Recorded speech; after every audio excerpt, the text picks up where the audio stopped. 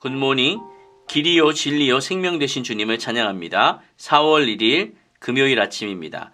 오늘의 말씀은 요한복음 14장 1절에서 14절까지입니다. 먼저 말씀을 읽겠습니다. 너희는 마음에 근심하지 말라. 하나님을 믿으니 또 나를 믿으라. 내 아버지 집에 거할 곳이 많도다. 그렇지 않으면 너희에게 일렀으리라. 내가 너희를 위하여 거처를 예비하러 가노니 가서 너희를 위하여 거처를 예비하면 내가 다시 와서 너희를 내게로 영접하여 나 있는 곳에 너희도 있게 하리라. 내가 어디로 가는지 그 길을 너희가 아느니라. 도마가 이르되 주여 주께서 어디로 가시는지 우리가 알지 못하거늘 그 길을 어찌 알겠사옵나이까. 예수께서 이르시되 내가 곧 길이요 진리요 생명이니 나로 말미암지 않고는 아버지께로 올 자가 없느니라. 너희가 나를 알았더라면 내 아버지도 알았으리로다. 이제부터는 너희가 그를 알았고 또 보았느니라. 빌립이 이르되 주여 아버지를 우리에게 보여주옵소서. 그리하면 족하겠나이다. 예수께서 이르시되 빌립아 내가 이렇게 오래 너희와 함께 있으되 내가 나를 알지 못하느냐. 나를 본 자는 아버지를 보았거늘 어찌하여 아버지를 보이라 하느냐. 내가 아버지 안에 거하고 아버지는 내 안에 계신 것을 내가 믿지 아니하느냐. 내가 너희에게 이르는 말은 스스로 하는 것이 아니라 아버지께서 내 안에 계셔서 그의 일을 하시는 것이라. 내가 아버지 안에 거하고 아버지께서 내 안에 계심을 믿으라. 그렇지 못하겠거든 행하는 그 일로 말미암아 나를 믿으라. 내가 진실로 진실로 너희에게 이르노니 나를 믿는 자는 내가 하는 일을 그도 할 것이요 또한 그보다 큰 일도 하리니 이는 내가 아버지께로 감이라. 너희가 내 이름으로 무엇을 구하든지 내가 행하리니 이는 아버지로 하여금 아들로 말미암아 영광을 받으시게 하려 함이라. 내 이름으로 무엇이든지 내게 구하면 내가 행하리라. 아멘.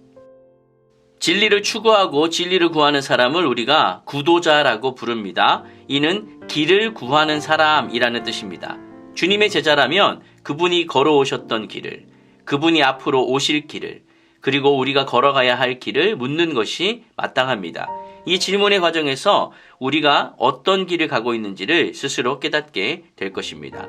오늘 말씀을 통하여 제자들의 모습을 좀 살펴보려고 합니다.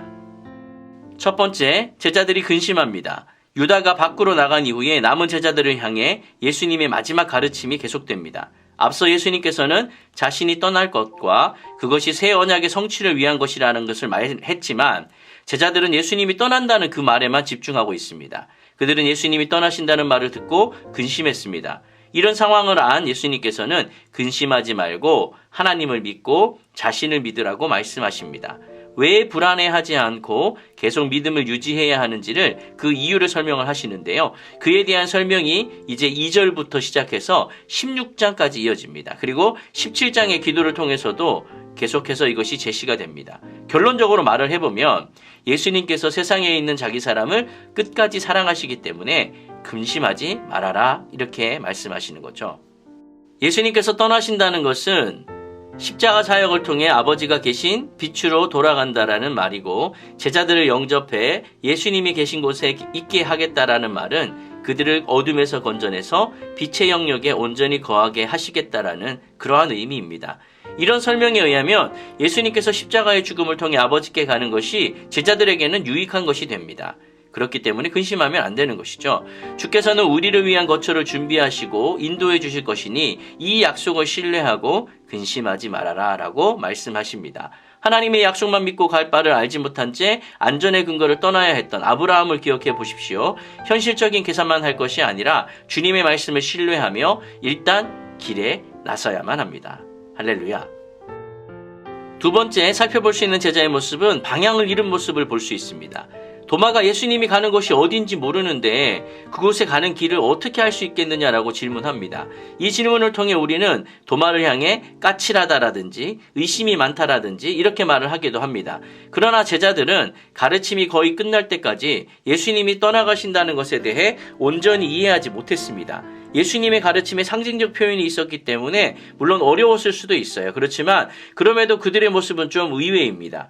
예수님께서 이미 6개월 전 초막절 때 유대인들에겐 자신이 떠나간다라는 것을 말씀한 적이 있었고 공관복음에 의하면 그 사이에 여러 번 예수님의 죽으심을 언급을 하셨습니다.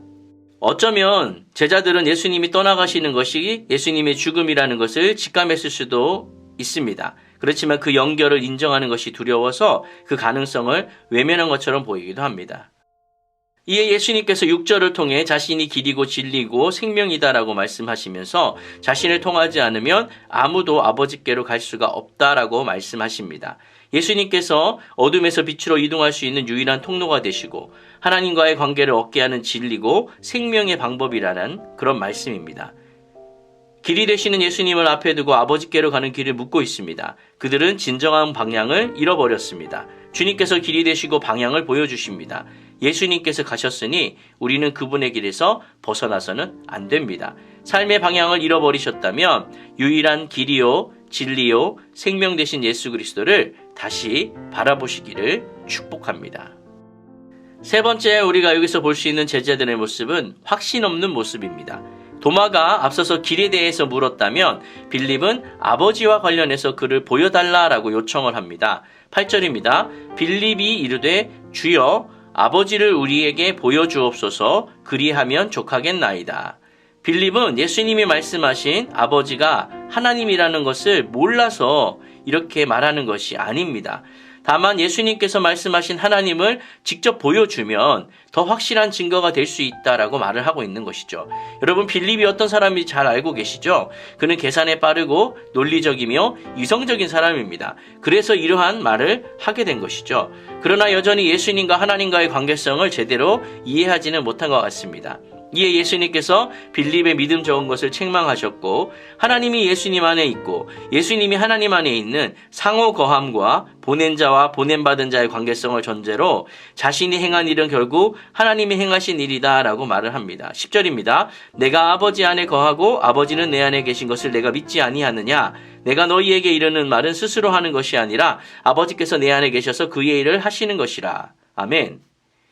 더 나아가 하나님과 예수님의 서로 거하고 계심을 믿으라고 명령하고 만약에 네가 못 믿겠다면 예수님께서 그동안 해왔던 일들을 통해서 믿으라라고 첨언하십니다.